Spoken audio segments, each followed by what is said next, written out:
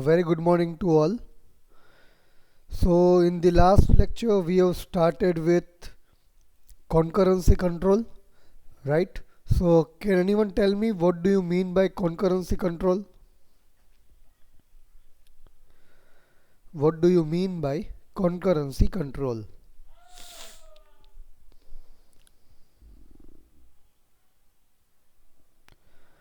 Yes, anyone who can give me what do you mean by, give me the answer of what do you mean by concurrency control? Concurrency control in database management system. Anyone who can give me the answer of this?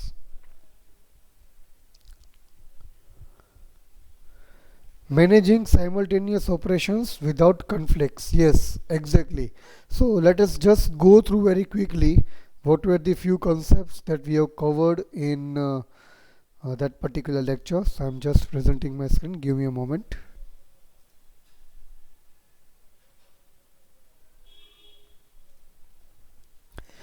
Yeah, so we said that concurrency control means that we want to manage the simultaneous execution of two different transactions on same data item, and for that we are requiring some type of locks. We are providing some type of locks, that is exclusive lock and shared lock.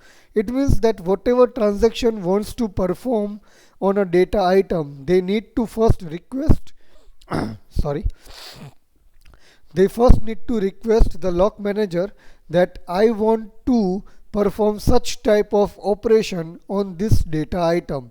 So if you are requesting for a exclusive lock, that means you are asking for read and write operations. And if you are saying that I want only shared lock, that means you are requesting for only read operation, right? So we are having two different types of locks, and based on the locks that has been provided, that has been permitted to the transaction, they will perform their task, right? So if one transaction has acquired shared lock and some other transaction is also requesting for shared lock, then it is allowed on the same data item, because they both want only read writes. That means they want to read the data item, the same data item. But if one transaction is reading the data item and some other transaction is requesting a write operation, that is exclusive lock on the same data item, right, then that permission will not be permitted. So whenever a transaction is willing to acquire a lock, then it first needs to request the lock manager that I want either a shared lock or exclusive lock on that particular data item, right? So from based on that, you can say that we are having a particular diagram. In this diagram, what does it says? Whenever transaction starts its execution, right, before it starts its actual execution, it first has to list down what data items it requires and what type of locks it requires on that particular data item. Either it requires shared lock on, let us say it requires shared lock on data item A, it requires exclusive lock on data item B, it requires exclusive lock on data item F. Likewise, it has to first list down all the locks as well as the data item that it requires for executing that particular tasks.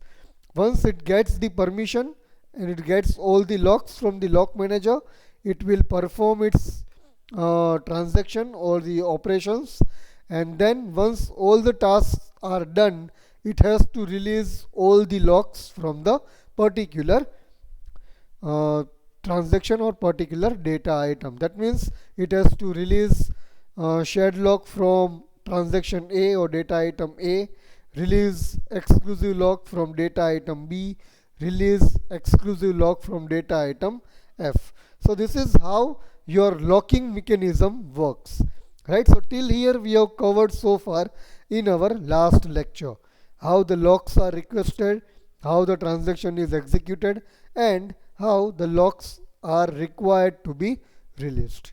Is there any doubt till here, anyone, first of all?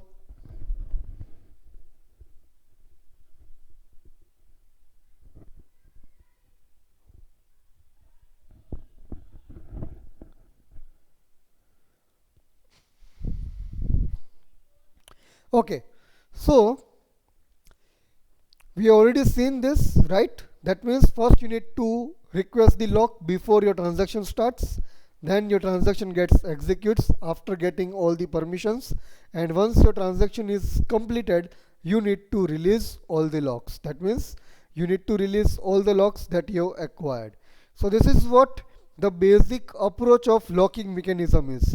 And based on this particular mechanism only, we have two-phase lock protocol.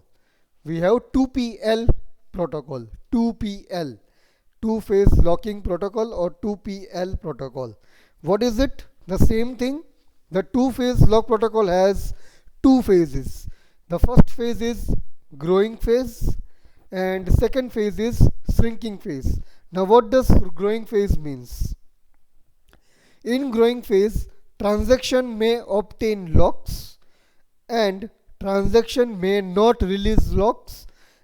Transaction may convert the locks. There are two or three possibilities in growing phase. Transaction will only acquire the locks. They will not release any locks.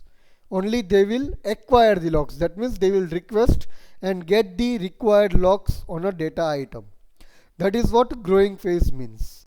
And the second phase is shrinking phase. Shrinking phase means transaction will only release the locks. It will release all the locks that they have acquired, right? And they cannot request any other locks. So they cannot obtain any other locks. So a transaction is allowed to obtain locks only in growing phase, and transaction is allowed to release the locks only in shrinking phase. This is what the direct, or I would say straightforward rule of growing and shrinking phase is. Growing phase means only obtain the locks. Shrinking phase means only release the locks. Right? So this is shrinking phase. Right? So let us take the example of this. So let's say in growing phase, a transaction receives lock S, right? Receives lock X on some data item. So let us say transaction has received shared lock on data item A. A transaction has received exclusive lock on data item B. And a transaction can convert the shared lock to exclusive lock before its execution. That means I have received or I have got shared lock on data item A initially, but I want to convert it to now exclusive lock. So if I have not started the execution, if the transaction has not started the execution, then it can convert a shared lock to exclusive lock, but it cannot convert exclusive lock to shared lock. Remember this rule. It can convert a shared lock, a read lock, to write lock, that is exclusive lock, but a write lock cannot be converted to read lock, right? So before the execution starts, transaction can perform these operations in the growing phase. Can have a shared lock, can have a exclusive lock, can convert a shared lock to exclusive lock, right? And then in the shrinking phase, a transaction releases a shared lock, a transaction releases the exclusive lock, and if the transaction has converted any shared lock to exclusive lock, right, then it will first convert that exclusive lock to shared lock and then release that shared lock, right? So this is how your growing and shrinking phase works. It ensures serialized transactions. It ensures that all the transactions are working in a proper serial and in a proper schedules. So this is how two-phase locking protocol works. Clear, guys? Till here any doubts? First of all, anyone? Just go through this slide again, and if you have any doubts, just tell me. The two slides, the growing phase and the shrinking phase. Growing phase means obtain the locks. Shrinking phase means release the locks.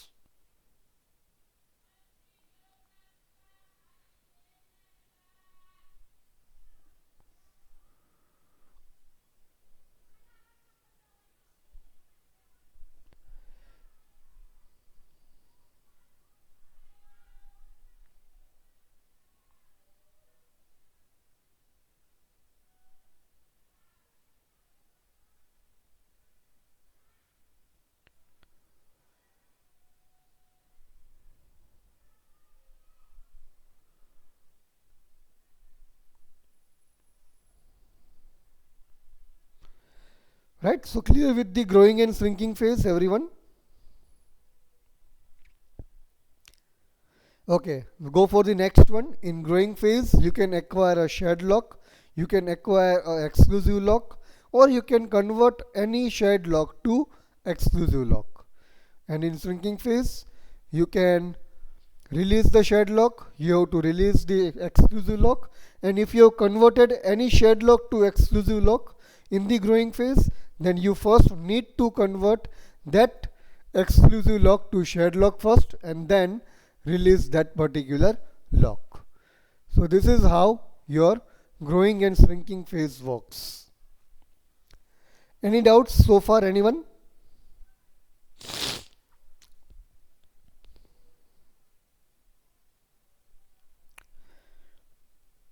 Yeah, anyone? Any doubts?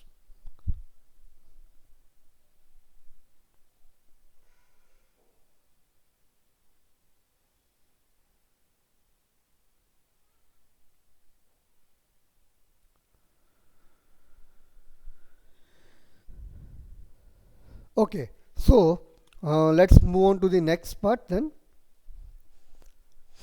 Right, so we have seen all these things. So now two-phase locking is being classified into two types. That is, first one is strict two-phase locking, and the second one is rigorous two-phase locking. Now what is strict two-phase locking? Let's see.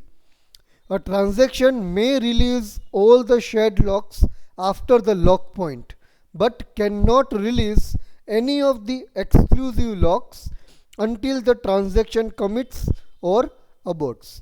It means that, let us say that one transaction has got shared lock on data item A, exclusive lock on data item B, and shared lock on data item C.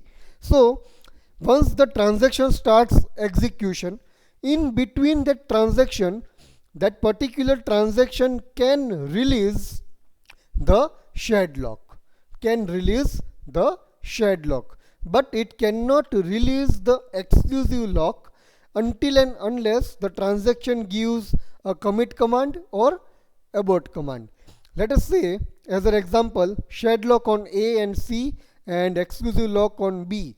So in between, when the transaction is about to complete, it can release all the shared locks, that is shared lock on data item A and data item C, but it cannot release exclusive lock before the transaction has given a commit command or a transaction has given abort command. So it cannot release exclusive lock on data item B until and unless transaction completes or fails. So that is strict two-phase locking.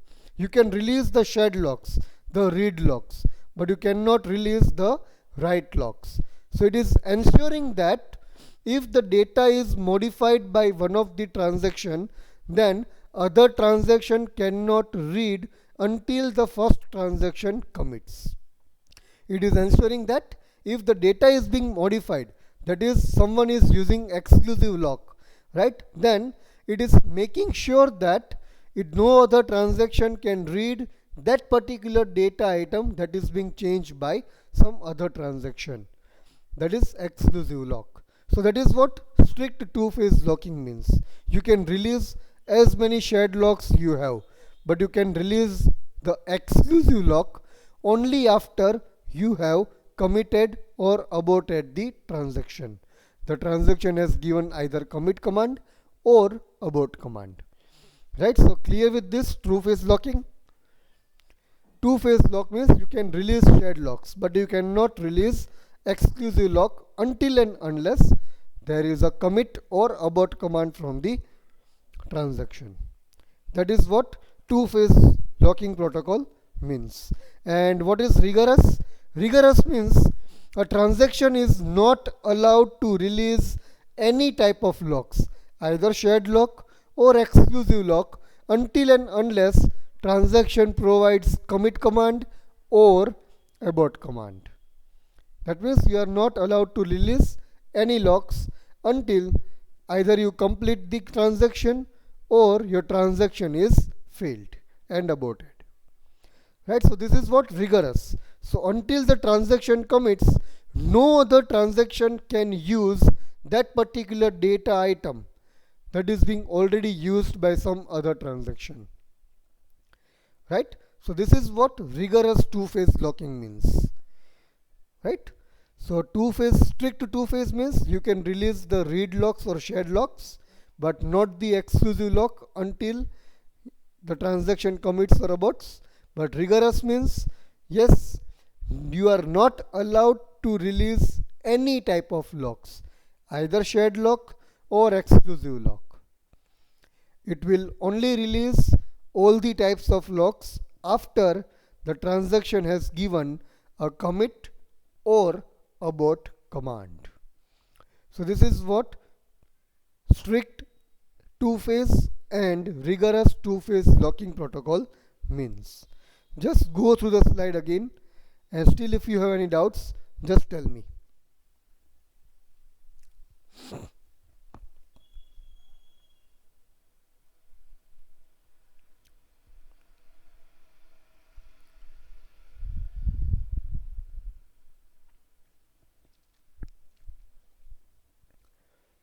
Go through the slide. Strict to two phase and rigorous two phase.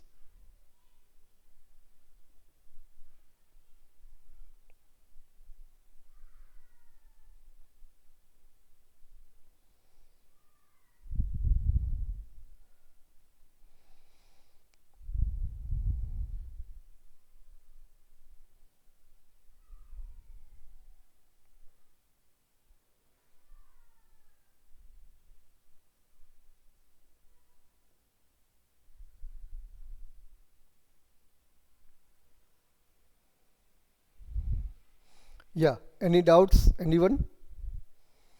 In strict two phase or rigorous two phase locking?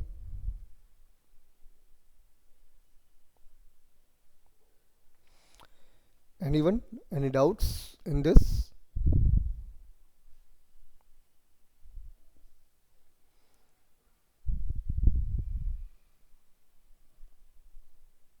Shall I repeat? What is strict two phase and what is rigorous two phase locking? Anyone? Any doubts?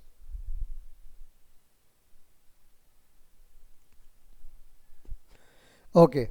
So now you already learnt what is locking protocol, how the locks are required, how you can manage the concurrency control and everything, right?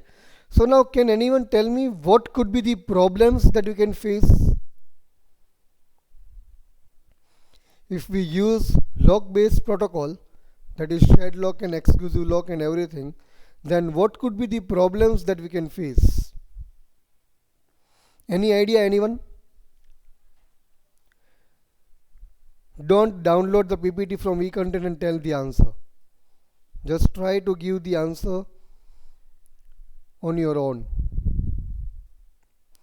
Just use your own logics, your thinking power, and try to give the answer for the same.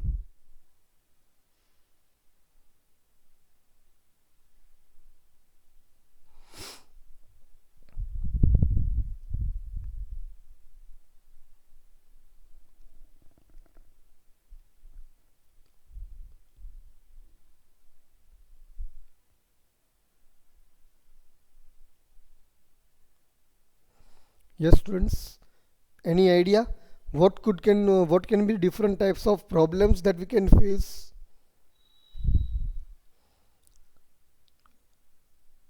in the lock based mechanism? Anyone, any idea? Fine, let's see what could be the problems. So we are talking about the pitfalls of lock based protocol, the problems that we can face in lock based protocol. So consider this particular schedule. So can you see any particular type of problem in this? You can see here, let me just highlight things. You can see here T3 has acquired lock X, that is exclusive lock on data item B. It has read the data item of B, it has updated it, and it has written it. That means it has changed the value of that particular data item B in the database. At the same time, after this operation has been completed, a transaction T4 has acquired lock S on data item A, and it has read the data item of A, and it is trying to get the lock S on data item B. So will this data item, this T4 transaction will get this lock S? Yes or no? Will this T4 will get any lock S on this B? Similarly, transaction T3 wants lock X on data item A. So will this two transaction will be able to get this type of locks? Yes or no? The required locks? Yes or no? Why no? Shivanand, Pranav and Ritesh? Yes, exactly. None of the transaction has released the locks that they acquired. See, here the lock X was required on B, but after the operations are completed, here that lock B, that lock X on this B was not released by this T3. Similarly, lock S was acquired on data item A by transaction T4, but it has not been released by this particular transaction here. So none of these transactions has released their own locks. So none of the transaction can acquire either of the locks of the different transactions. So you can say that T3 will not be able to have exclusive lock on data item A, and T4 will not be able to have shared lock on data item B, because T3 has not released data lock on B and T4 has not released lock on A. Clear with this, first of all, everyone? Clear with this?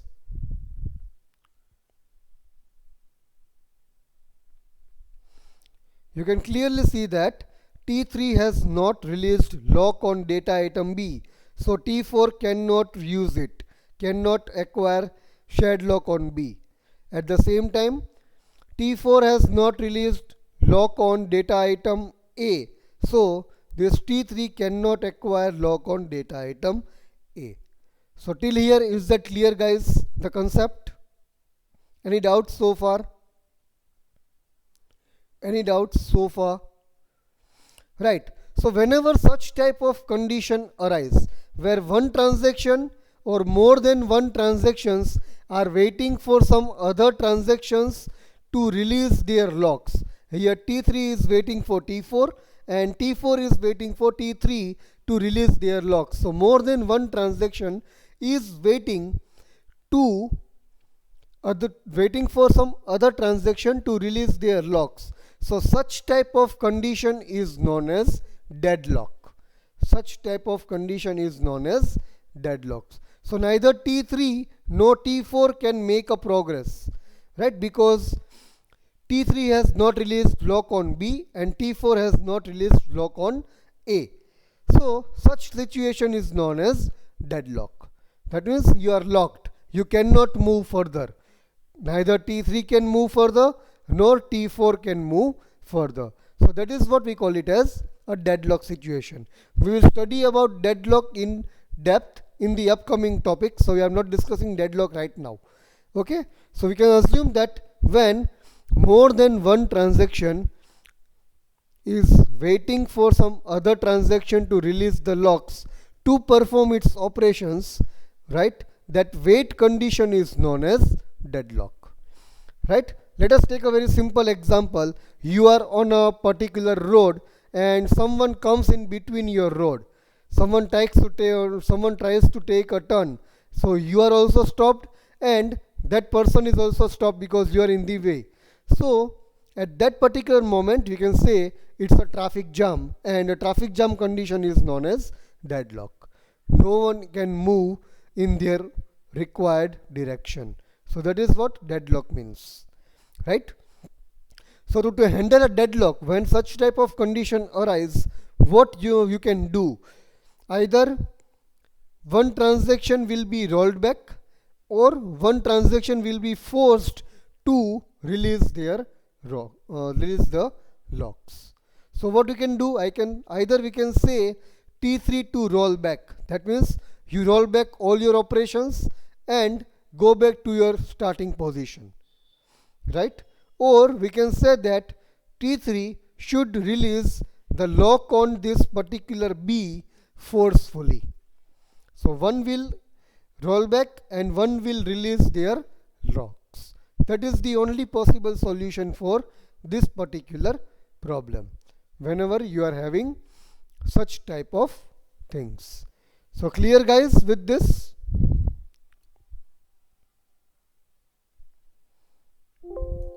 So just go through this slide again. See Nilesh, simple example is that you are on a particular road and on a crossroad there is no traffic signal and all the cars are coming from all the directions. So at one particular moment some of the cars are stuck in between. One wants to move straight, the other car wants to move right, some other car wants to move left, and some other car wants to go back. So at that particular scenario, all the cars are stuck at one particular point. They are not able to move anywhere in their required direction. So such situation is called deadlock situation, where you are not able to move ahead, move forward in your direction. Now clear, Nilesh? That is what deadlock means. So what to do in such situation? One car will go in reverse, will take a reverse. One car will try to shift somewhere so that some other car can move in the particular direction. So somehow you have to manage so that that jam or that deadlock situation can be released, right? So that is what you can do in this scenario. You will ask one transaction to roll back and other transaction to forcefully release the locks, right? So this is what the deadlock situation and a probable solution of deadlock situation is. Now is that clear? So go through this slide again, and still if you have any doubts, just tell me.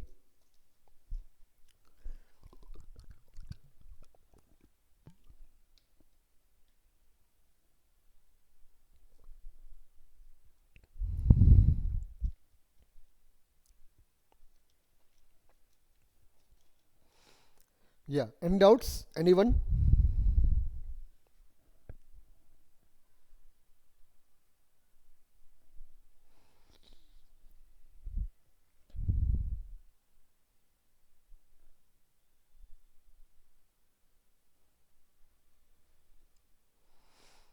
Yeah, any doubts? Anyone in this?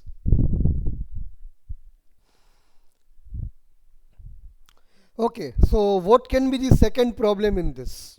The first problem that we have seen, that if one transaction is where more than one transactions are waiting for some other transaction to release their locks, right? Then we are having a deadlock situation. That means a situation where no transaction is allowed to move in its own direction, that is move forward or move ahead. What can be the different other situation? Any idea? Anyone? Any guesses? Any wild guesses?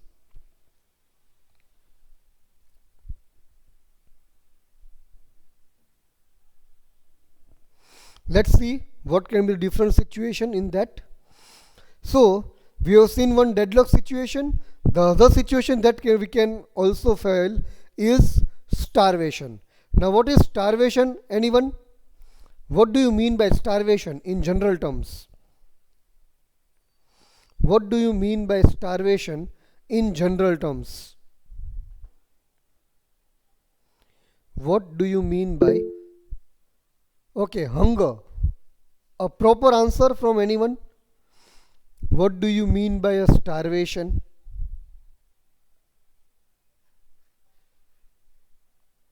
No food. Okay.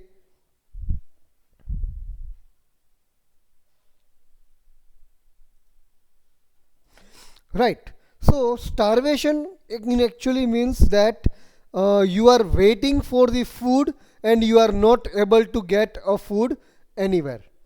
Right? You keep waiting for your food.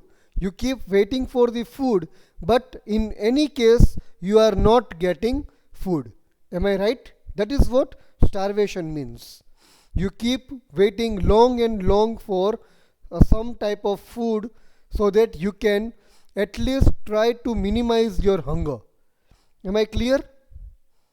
Or am I right, first of all?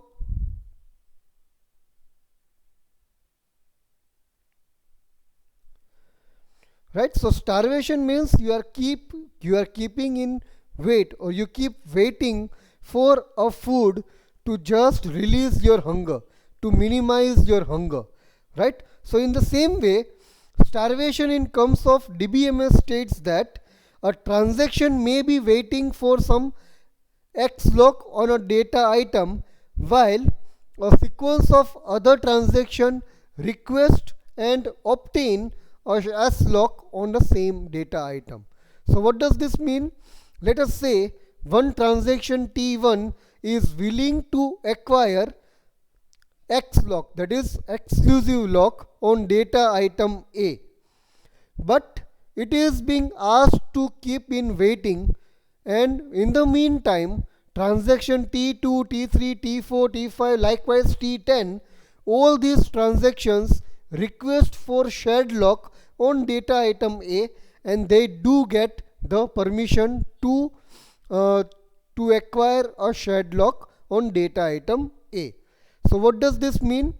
One transaction T1 will be waiting for the exclusive lock on data item A, and in the meantime the other transactions from T2 to T10 will request as well as obtain and perform their operations on data item A using shared lock. So T1 has been kept in waiting mode, and other transactions are getting shared lock and they are performing their transactions. So this is what starvation means. One transaction is kept in a waiting mode. One transaction has been kept in waiting mode. So this is what starvation means. Clear, guys? What does starvation means?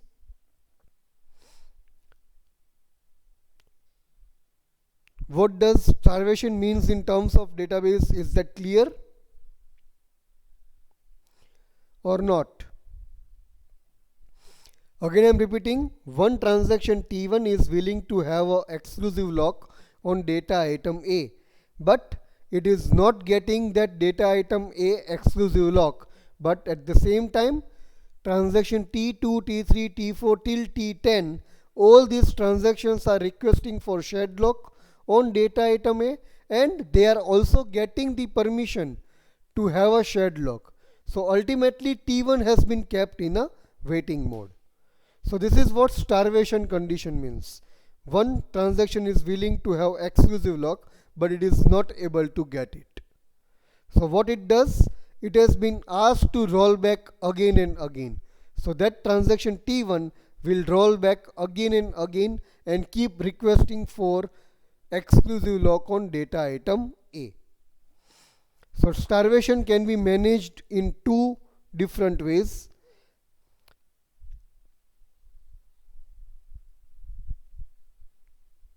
So one way you can manage this starvation is no other transaction should be allowed to acquire any type of lock on a data item or a same data item, that can arise a conflict, right? So let us say a transaction T1 wants X lock, exclusive lock, and at the same time T2 is willing to have shared lock. Then this T2 should not be allowed to have a shared lock. That is one possible solution, right? So no conflict should be there. And the second way you can have is there is no other transaction who requested lock before any other transaction or is still waiting to acquire lock. So second possible solution is if T1 is willing to have an exclusive lock on a particular data item A, then no other transaction should be allowed to request any lock, because one transaction is already in a waiting period for a exclusive lock on a data item A. So one transaction is already waiting for getting the lock, then no other request to the lock manager should be sent for the same data item. That is how you can manage the starvation. So starvation means keep in waiting, right, while other transaction get the request approved from the lock manager for the same data item. You can manage it in the two different ways or one single way only. Mainly, no other transactions request should be allowed to be made if you see one transaction is already in waiting mode for the same data item. So this is what starvation and its probable solutions are. So go through this slide again, and still if you have any doubts, just tell me. Starvation means waiting for an exclusive lock on a data item while other transactions request and obtain the shared lock on the same data item.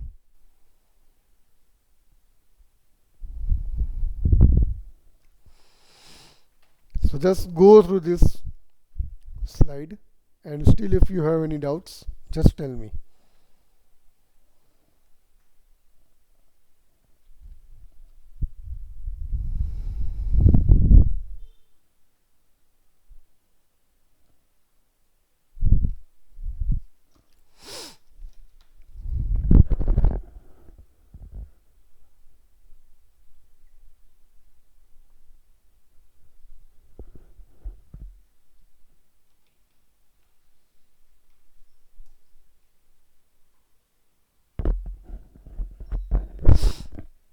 Yes, anyone? Any doubts?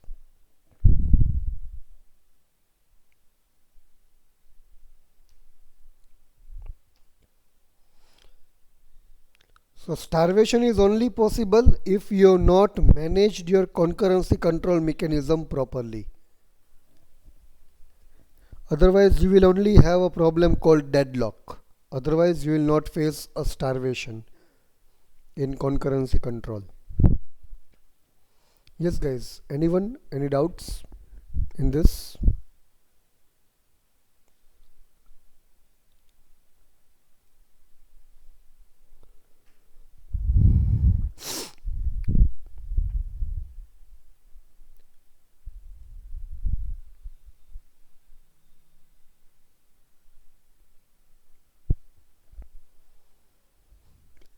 Anyone? Any doubts?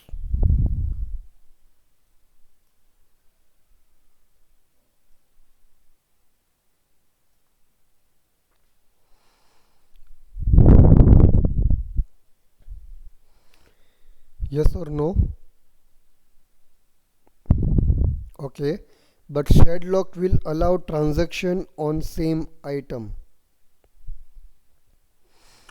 See, shared locks are allowed every time, right?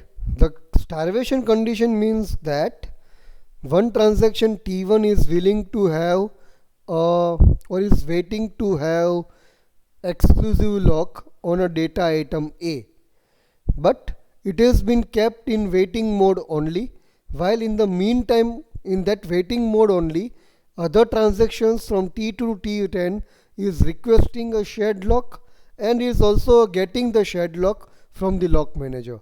So that is what starvation means. That T1 has been kept in waiting for the exclusive lock, while other transactions from T2 to T10 are getting all the shared locks and they are performing their work. So one transaction has been kept in waiting mode for a long period. So that is what starvation is. Ritesh. And what is your exact doubt? Okay, is it clear now? Fine. Any more doubts? Anyone in this?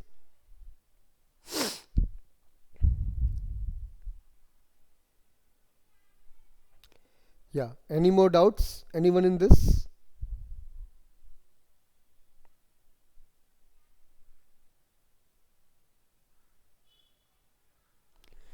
Shall I move on?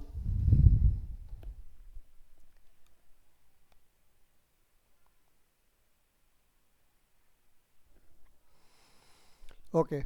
So let's see the next. So now we have different type of locking in concurrency control. That locking name is intention locking. Intention means anyone? Forcefully. You are doing some mistake intentionally. We are saying during your lectures, right? So intentionally means you are doing it forcefully or you are doing it because you like it, right? You know that there will be some type of problems if you do this particular task, but still you do that task, right? So that is what intention is. So now we are talking about intention locking in concurrency control. So in addition to shared lock and exclusive lock, there are three different types of locks or intentional locks in this on concurrency control that is used for multiple granularity. Now what is multiple granularity? Multiple granularity means you are storing your data in a tree like structure. You are trying to store your data in a tree like structure. So let's see what are the different intention locks we have first of all. So first one is intention shared lock. So it indicates that explicit locking at lower level of the tree but only with the shared locks. Just remember that we are having one intention shared lock, right? Then we have intention exclusive lock, right? So we are actually using this particular locks whenever you are having a tree like structure for data storage and you are trying to lock or you are trying to secure your lower level data in the data storage. We will see the example in the next slide. You will come to know what actually it means. And the third one is shared and intensive exclusive lock, right? The subtree rooted by that node is locked explicitly in shared mode and explicit locking is being done by exclusive lock. We will not refer to these terms right now. Intention shared, intention exclusive and shared and intention exclusive. We will see each of them in a proper example in the next slide, right? So this is what the compatibility. You don't have to remember this thing, so don't worry. We are not going for this compatibility right now. No need to remember. Let's take the example of multiple granularity. You will come to know what is intention shared and intention exclusive in this particular example right now. So let's see what is multiple granularity is. So data items are represented in a tree like structure and it has a parent as well as child. So there will be one root will be having a child, then that child will be having subchild, so the child will be a parent of the subchild. So this is how it is represented. See, is the diagram visible everyone properly or shall I zoom it? Is the diagram visible properly or shall I zoom it? Or you can zoom it in your screen also. If you are using it from mobile, you can directly zoom this diagram. Okay, so now what does this diagram means? See, this database is a root and this root is having child called file1, file2, file3, right? And this file2 is again a root or a parent for these three data item, this three child, that is page 1, page 2, page 3, and this page 2 is a parent for record 1 and record 2 child, and record 1 is a parent of field 1 and field 2 child. So this is how your data can be stored in a tree like structure, or we call it as multiple granularity. Multiple granularity. Right? So database is a root, the main root. These are the child C1, C2, C3. Now C2 is a parent. This file 2 is a parent of this subchild 1, subchild 2 and subchild 3. Similarly, this page 2 is a parent for this subchild 1 and subchild 2. That is record 1 and record 2.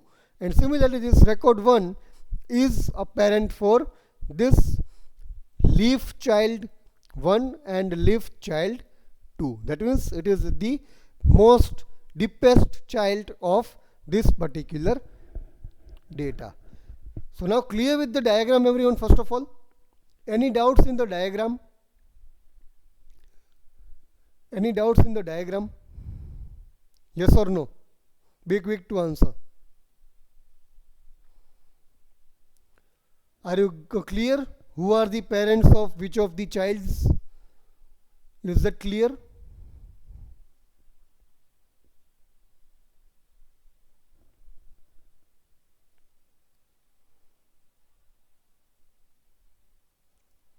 Okay, so now let's see. If a lock is acquired on a parent node, then automatically all its children are locked. Now what does this mean? Can anyone tell? If a lock has been acquired on a parent, then automatically all its child are locked. So what does this mean? It means that, let us assume that I am taking or I am locking one of the parent. Let us say I am having one shared lock on this file 2. I am having one shared lock on this file 2. So if I have the shared lock on this file 2, I will have intention shared lock. I will have intention shared lock on all its child. That means this, again this and this. Because file 2 is having child page 1, page 2, page 3.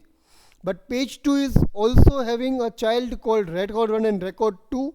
And record 1 is having child called field 1 and field 2. So these all will be intention shared lock by the lock manager. If I am acquiring any type of lock on this particular parent, then all its subsequent child will be locked intentionally. Clear with this, guys? This is how intention locking works in a tree-like structure only. In a tree-like structure only. Right? If the parent has been locked, then all its child will be locked ultimately. So if I am having a shared lock on this file 2, all this subsequent child will be locked with intention shared locked. With intention shared locked. Clear with this, guys? First of all, any doubts? Whatever I have said so far?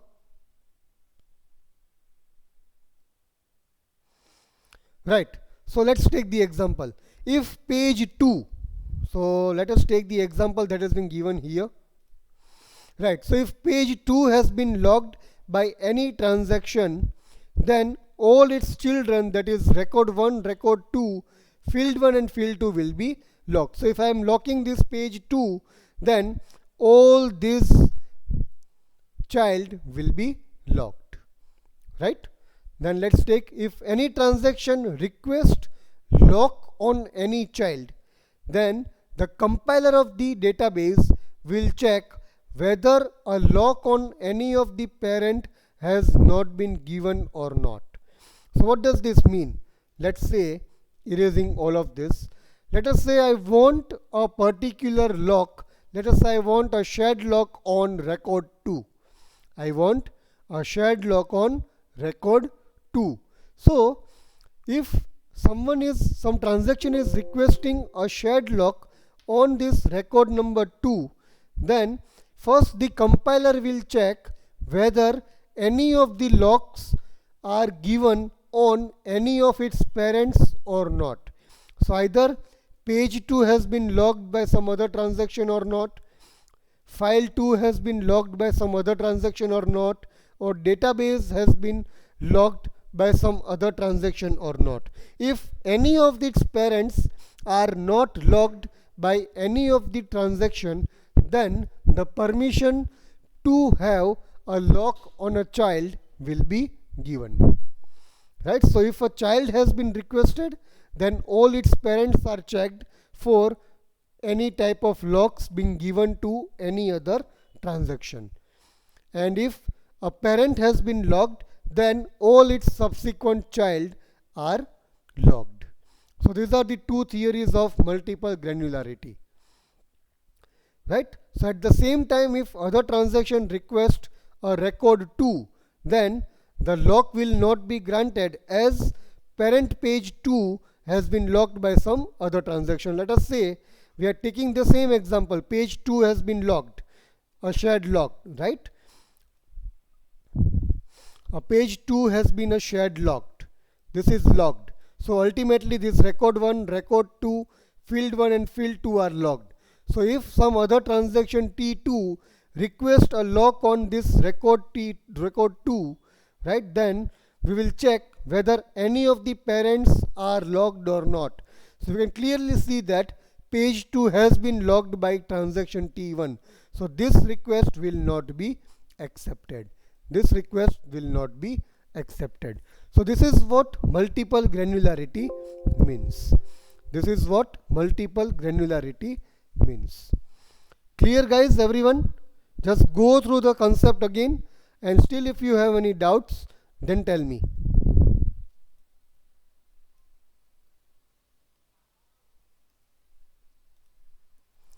Let me just put it here so you can directly go for the example quite easily and smoothly.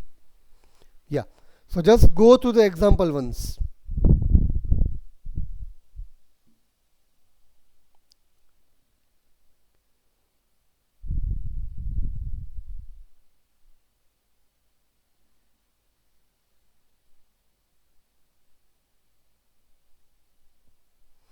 Anyone, any doubts in this example?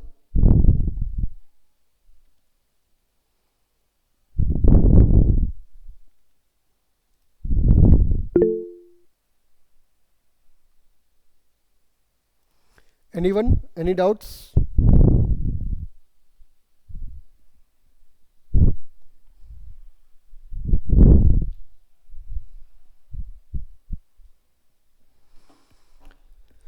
Yes or no?